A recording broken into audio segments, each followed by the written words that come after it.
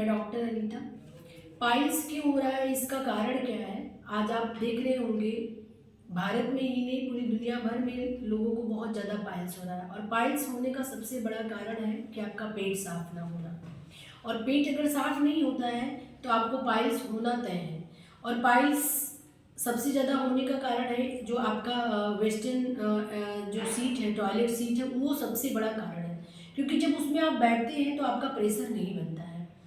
और प्रेशर नहीं बनता है, अगर आपको इस बात से लग रहा है कि ये गलत बात है, तो आप ऐसा करिए, वेस्टर्न सीट पे आप देख कर टॉयलेट करके देखिए, फ्रेश होके उसमें जो स्टूल निकलेगा उसके बाद अगर आप इंडियन टॉयलेट सीट पे बैठते हैं उसके बाद भी आपको देखेंगे जरा सा स्टूल और निकलेगा।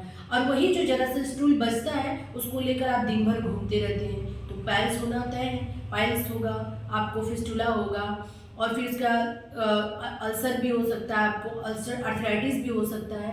तो इन सब चीज़ों को आपको ध्यान देने की जरूरत है। जब हम इंडियन टॉयलेट पे बैठते हैं तो हमारा जो पिंडली होता है वो पूरा दबता है, तो उसमें ब्लड सर्कुलेशन पूरा स्टमक में जाके इकट्ठा होता है, तो वो तेज़ी से प्रेशर बनाता है, तो स्टूल निकलने में हमें बहुत मदद करता है। तो इसलिए इंडियन टॉयलेट का यूज करना चाहिए और वेस्टर्न जो टॉयलेट होता है उसको यूज नहीं करना चाहिए। जो कमोड बोलते हैं जिसको लोग आम भाषा में, तो कमोड को कम से कम यूज करना चाहिए। पहले महिलाएं बैठकर बाथरूम करती थी, अब जब से कमोड आ गया है तो उस पर करने से तो फिर उसका घुटना खराब होगा।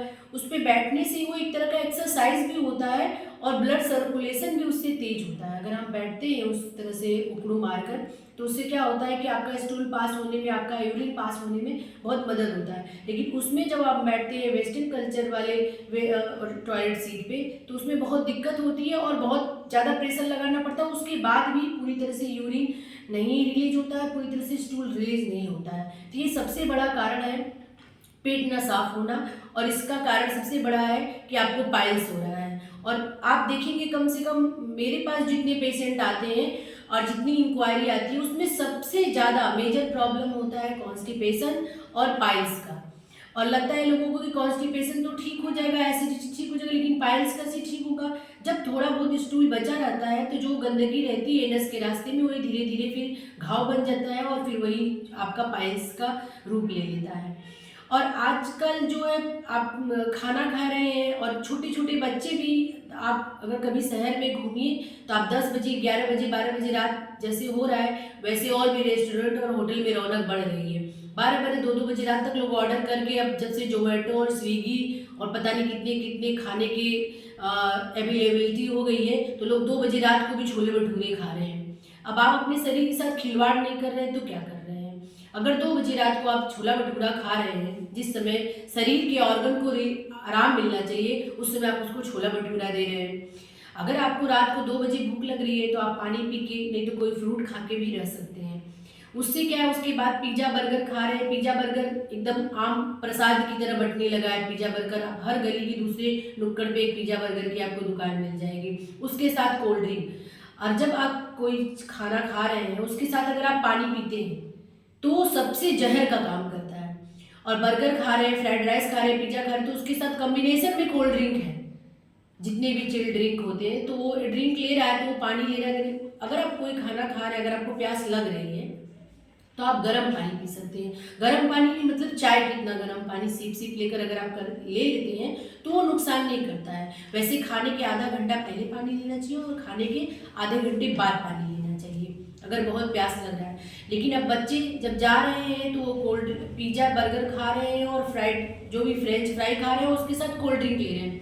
निश्चित तौर पे उन्हें कम से कम 4, 8, 17, 18 साल पूरा होते होते डायबिटीज का पेशेंट होना उनका निश्चित, उन्हें कोई नहीं रोक पाएगा।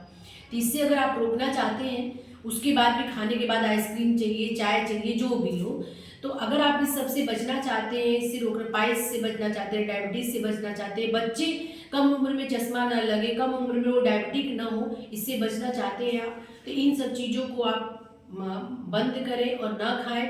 और जो कुछ भी खाएं, जैसे सूरज निकलता है और सूरज ढलता है, एकदम प्रकृति के अनुसार अगर हम चलते हैं तो हमें हमारे हमारे शरीर को कोई बीमारी नहीं लगती है और हम अपना पूरा काम भी 12 घंटा की जगह 18 घंटा कर सकते हैं। लेकिन इससे बचने के लिए आपको प्रकृति पे निर्भर होना पड़ेगा, प्रकृति के पास जाना पड़ेगा, उसको समझना पड़ेगा, उसको देखना पड़ेगा।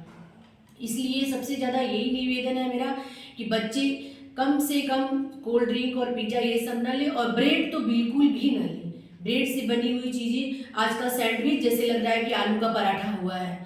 तो इस चीज़ों को आपको डिनाई करना पड़ेगा, मना करना पड़ेगा, अगर आप चाहते हैं आपके बच्चे स्वस्थ रहें, आगे चल के वो कॉन्स्टिपेशन उनको ना हो, आगे चल के वो एसिडिक ना हो, आगे चल के उन्हें पाइल्स की बीमारी ना हो, आगे चल के उनकी आंखें कमज़ोर ना हो। इससे अगर बचना चाहते हैं तो पानी भोजन के आधा घंटा पहले और भोजन के आधा घंटा बाद और शाम होते होते आपको खाना खा लेना चाहिए। और कोशिश करिए कि बाहर का जो कोल्ड ड्रिंक है या बाहर का जितने भी एनर्जी ड्रिंक है, जो पैकेट बंद ड्रिंक है, इनको लेने से आप बचिए। और कोशिश करिए कि इन सबों से अगर आप बचे रहेंगे तो आपको किसी भी प्रकार का कोई दवा नहीं लेना पड़ेगा, किसी प्रकार की कोई बीमारी नहीं